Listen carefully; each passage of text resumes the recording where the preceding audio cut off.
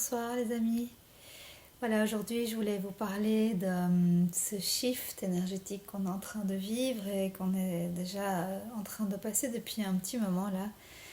Donc je veux parler des phénomènes qu'on a dans notre corps, euh, qu'on- qui nous font comprendre qu'on est en train de changer de niveau de conscience en fait. C'est-à-dire que dès lors qu'on a compris qu'en demandant un upgrade, une ouverture du champ de conscience, une remise à niveau avec les nouvelles fréquences vibratoires de la Terre, eh bien, il se passe des phénomènes dans notre corps. Alors d'abord des choses vachement désagréables selon notre histoire, selon la façon dont le corps travaille, selon le vortex aussi des idées, des mémoires, de tout ce qui a déjà été parcouru dans cette vie-ci, dans d'autres vies, eh bien, le corps va exprimer d'une certaine façon ces upgrades.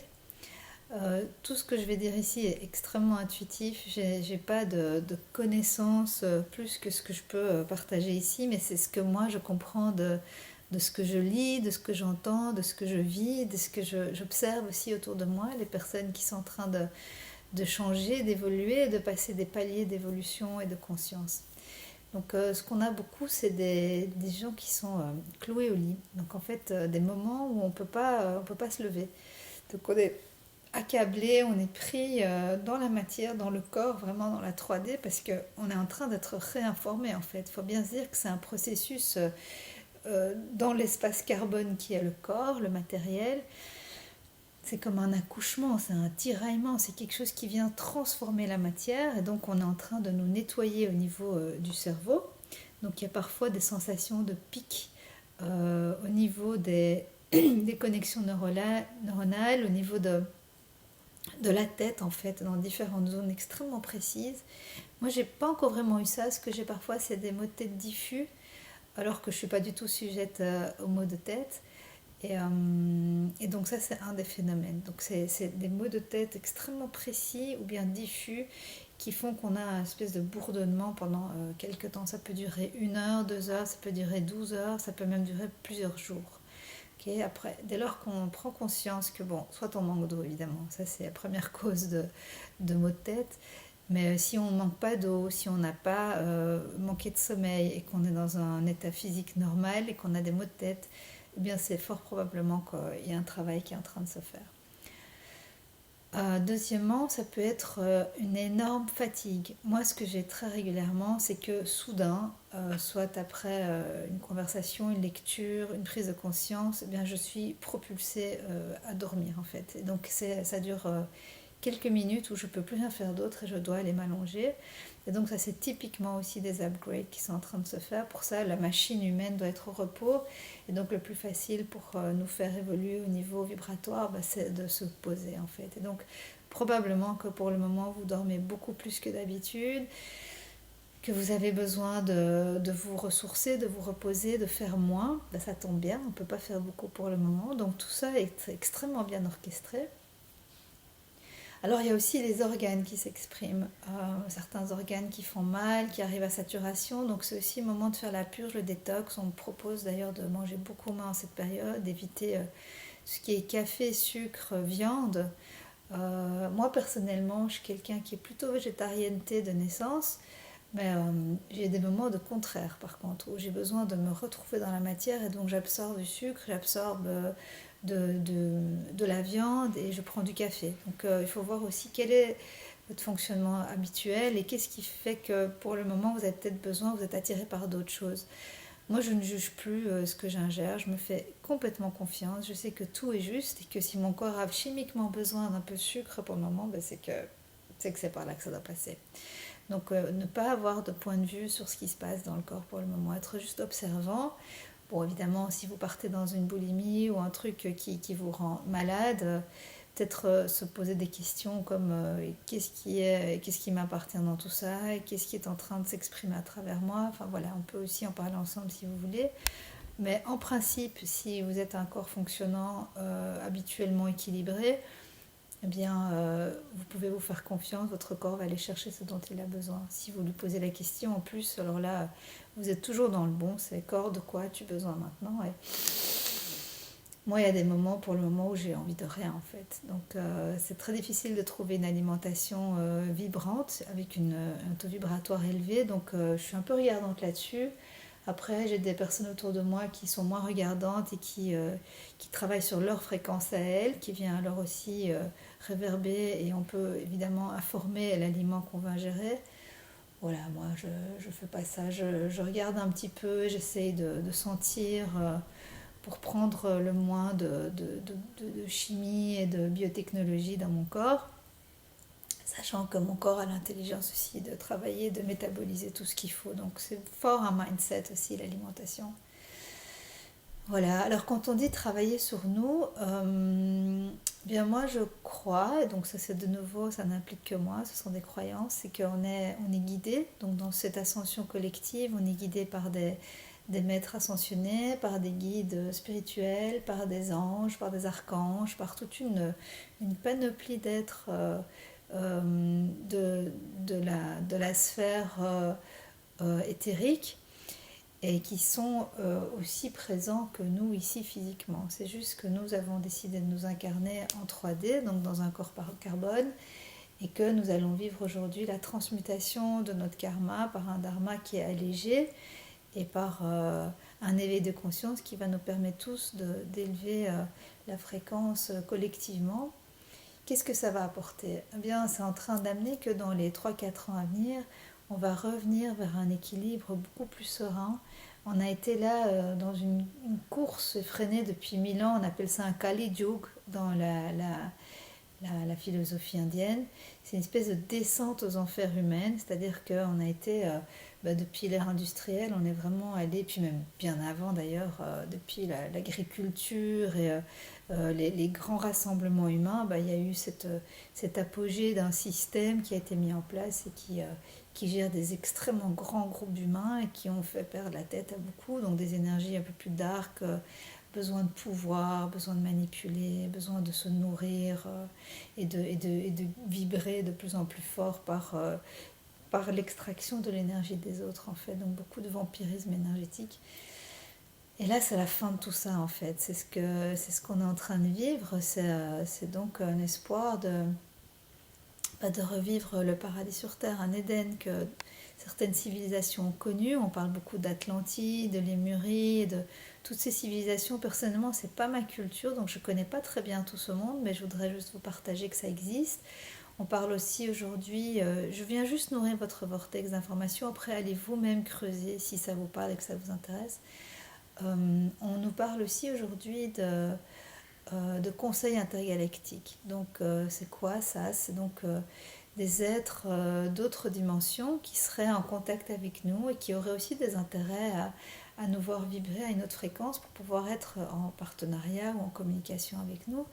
Donc voilà, il y a beaucoup de choses extradimensionnelles qui sont en train de se passer. Donc voilà, on observe qu'il y a des changements dans notre corps, on observe que on est en train aujourd'hui de transmuter nos points de vue, nos conclusions et nos jugements, qu'on est en train d'ouvrir au niveau du cœur. Ça, c'est le plus gros travail qui est en train de se faire.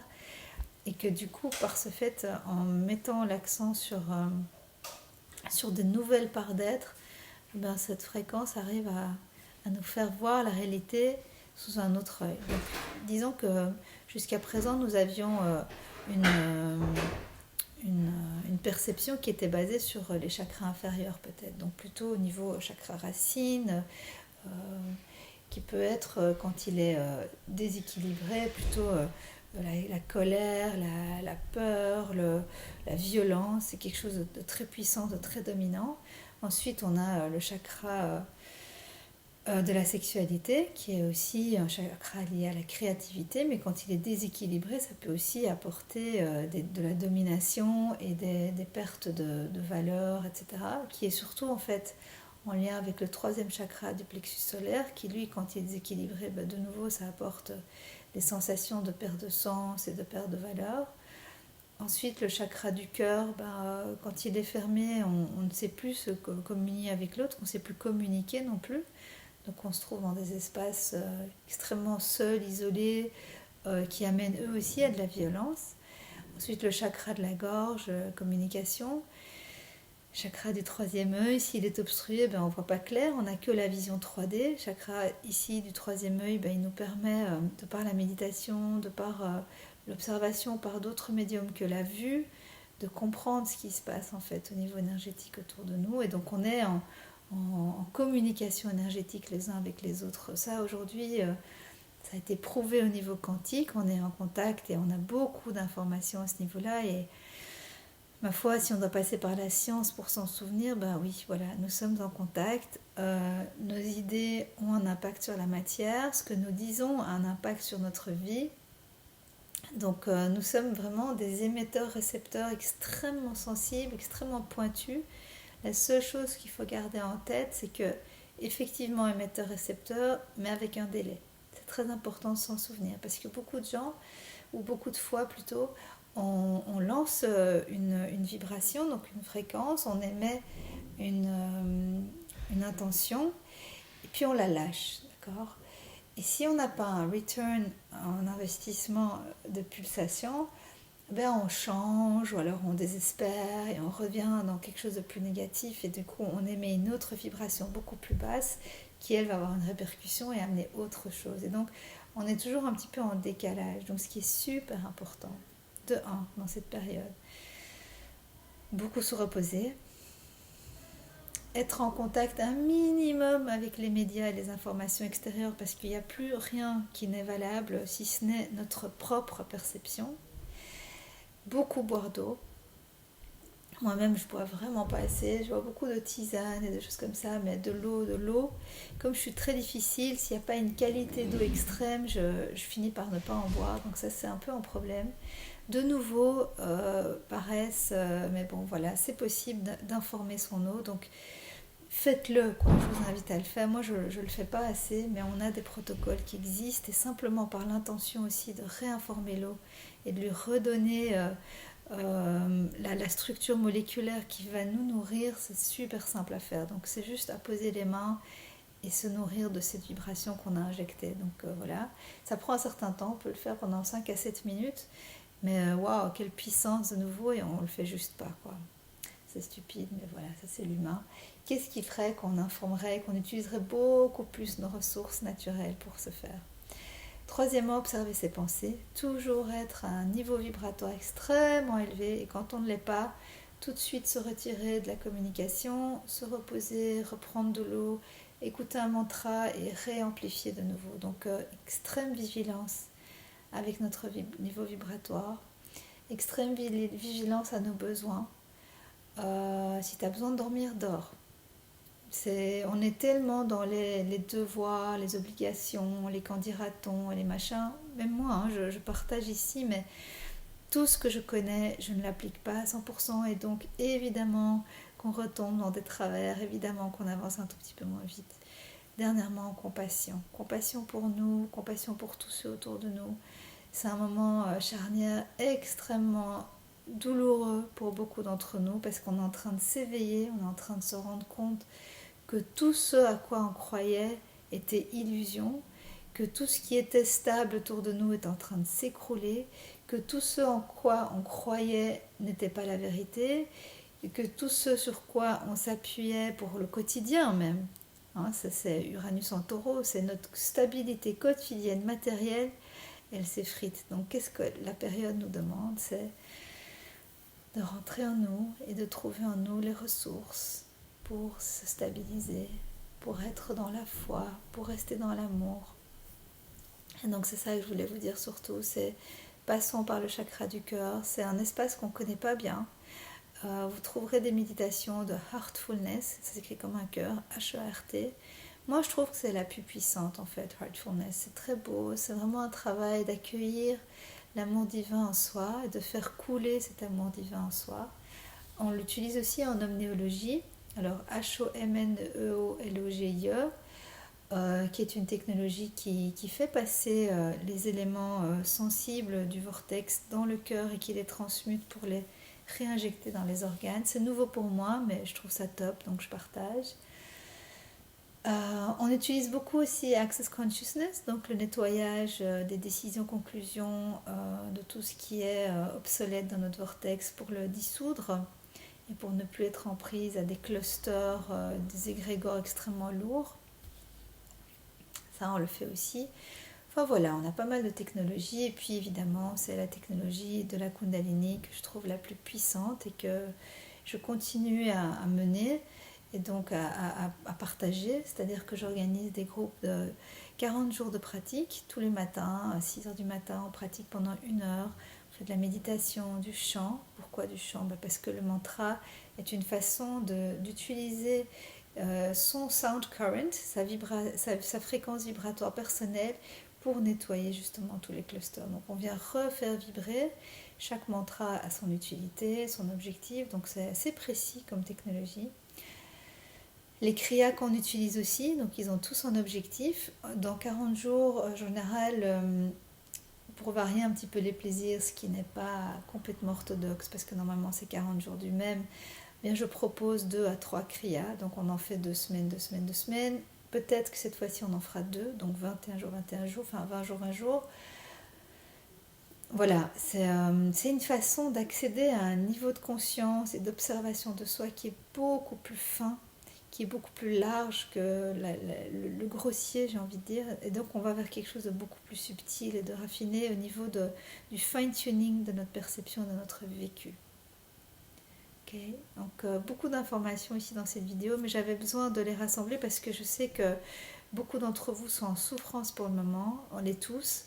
Je ne vais pas vous cacher que ça va encore durer un petit peu. On est parti pour encore 3-4 ans comme ça. Donc ce qu'on va faire tous ensemble maintenant, c'est se renforcer, c'est se connaître de mieux en mieux, connaître la machine de ce corps qui aussi est en train d'évoluer, en train de se simplifier. Donc allez vraiment dans l'écoute et la perception de vous-même. Qui suis-je aujourd'hui? Aussi, qui est-ce que j'ai envie d'être aujourd'hui? C'est très très important de réfléchir là-dessus aussi. Qui ai-je été jusqu'à maintenant? Qu'est-ce que je suis prêt à lâcher? Et vers quoi j'ai envie d'aller? Moi, par exemple, pour partager, j'ai envie d'aller vers une beaucoup plus grande ouverture de cœur, d'être dans un accueil de la réalité encore plus grand. J'ai cette tendance, et c'est normal vu mon chart astrologique, j'ai des planètes en poisson, donc j'ai un voile qui se met sur mon appréhension à l'autre. J'ai une Vénus en poisson exaltée, donc j'ai une façon d'aborder l'amour, par exemple, ou la relation à l'autre qui est sous un filtre. Et donc grâce à la Kundalini, je vais pouvoir utiliser le negative mind, le positive mind et arriver à un neutral mind, c'est-à-dire d'observer les choses avec un troisième œil qui est beaucoup plus aiguisé, qui sera moins en prise à mes filtres, à mes conclusions, à mes décisions erronées du passé, à tout ce que j'ai mis en place depuis mon enfance. Donc c'est tout ça, il faut être prêt parce qu'il n'y a pas que du beau. On ne va pas aller sur un chemin avec que des pâquerettes, ça vous le savez bien. Mais en même temps, on avance vers la vérité. C'est d'ailleurs Satnam, qui est le mantra de base de la Kundalini Yoga, qui veut dire je suis vérité, je vibre la fréquence de la vérité. Et c'est ça qu'on veut aujourd'hui, c'est vers ça qu'on veut aller. Donc courage à tous. Je vous invite à suivre un programme de 40 jours si ça vous parle. C'est assez rigoureux, disciplinaire, mais on le fait dans l'amour, dans la joie.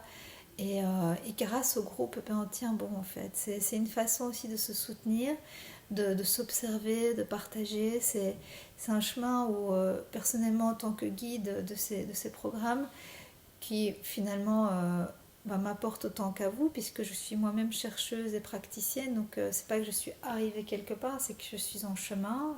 Je cherche, je suis tout le temps à l'affût de nouveaux outils, de nouvelles perceptions. J'essaie de partager un maximum. J'amène aussi beaucoup de l'extérieur que je traduis dans ma culture d'origine. Et j'essaie comme ça de créer des tribus de gens qui sont sur cette nouvelle fréquence, sur ce nouveau chemin, et qui ont envie de quitter tout cet ancien monde qui finalement ne nous a pas donné des enfants heureux, ne nous a pas donné des parents très heureux, parce que bon, mis à part la consommation, on est vachement isolé, on est vachement sédentaire, on a construit quelque chose de très, comment dire, artificiel en fait. Est-ce qu'on pourrait finalement se dire que l'humain aujourd'hui a envie de plus de joie, plus de collectif, plus de partage.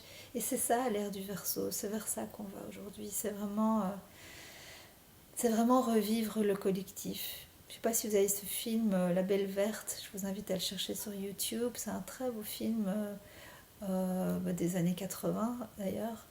Et c'est pas spécialement. Oui, c'est peut-être un peu romantique comme vision. On va vers quelque chose d'ancien, mais en fait, on va vers quelque chose de nouveau. On recrée des nouvelles communautés pour vivre encore plus de plaisir, de joie, d'abondance et de partage sur cette terre. Parce que le paradis, il est ici en fait. C'est ça aussi, cette foi que on a tout, on a des corps incroyables avec une technologie mais infinitésimale, plus énorme que ce qu'on peut imaginer. La Kundalini est qu'une première étape d'utilisation de cette technologie. Pour le futur, nous on l'utilise déjà dans mes relations, la télépathie, les corps vibratoires. En communication, on utilise beaucoup ça aujourd'hui déjà, donc on n'a pas spécialement toujours besoin de recourir au téléphone, à la parole, au verbal. On peut aussi émettre et ressentir. Ça, beaucoup d'entre vous ont déjà commencé. Puis on va aussi de plus en plus recevoir des informations, donc soyez observants aussi de ce que vous entendez, de ce que vous voyez, de ce qui vous saute aux yeux. Il y a beaucoup d'informations qui est disponible. Donc soyez vraiment dans quelque chose de plus raffiné. Enfin, en tout cas, on essaye de l'être. Hein. Je ne veux pas donner des injonctions, mais c'est juste des partages, de conseils, de ce que j'ai appris, de ce que j'ai glané, de ce à quoi je m'amuse moi aujourd'hui. C'est beaucoup plus doux, plus fin. C'est beaucoup moins dans l'obligation aussi. Je trouve que même si on rentre dans Saturne en Verseau, c'est vrai qu'on va aller vers la rigueur, mais il y a une beauté dans cette rigueur aussi. Je la découvre moi-même parce que c'est vrai que je viens d'un espace beaucoup plus expressionniste et cash. Et là, je découvre la beauté du raffinement, la beauté de la finesse, la beauté du détail, de la lenteur, de la réflexion. Si c'est nouveau pour vous aussi, kiffez. C'est vraiment une façon de... C'est un nouveau lifestyle en fait. En expansion, en alignement. C'est plusieurs mouvements quoi. Donc je dirais d'abord l'alignement avec tous les chakras intérieurs, ensuite l'alignement avec l'extérieur, avec le divin, avec le cosmos, avec les différents corps, avec les différents êtres. Et donc l'expansion aussi de notre champ vibratoire. On le travaille beaucoup en Kundalini, ça aussi. C'est-à-dire que par certains kriyas, on amplifie soit au niveau du cœur, soit au niveau du plexus solaire aussi.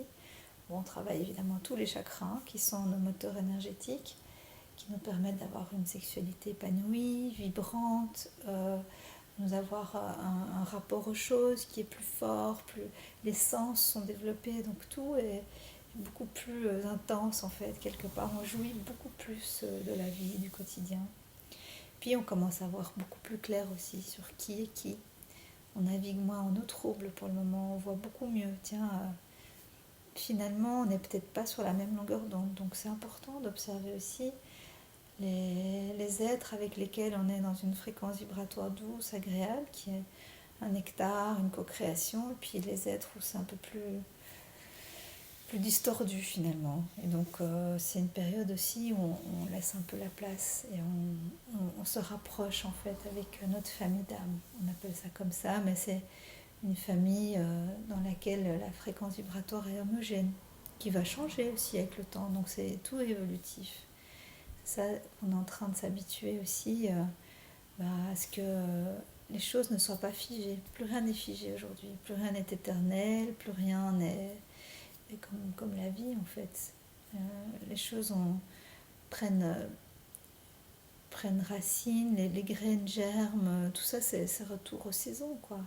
La saisonnalité de l'humain, la saisonnalité des projets, on est en hibernation pour le moment et tout doucement on fait germer quelque chose qui est doux et goûtu et on va voir vers où le germe se porte d'ailleurs parce que là, parfois on le garde au chaud en fait. Voilà, petit partage. À bientôt.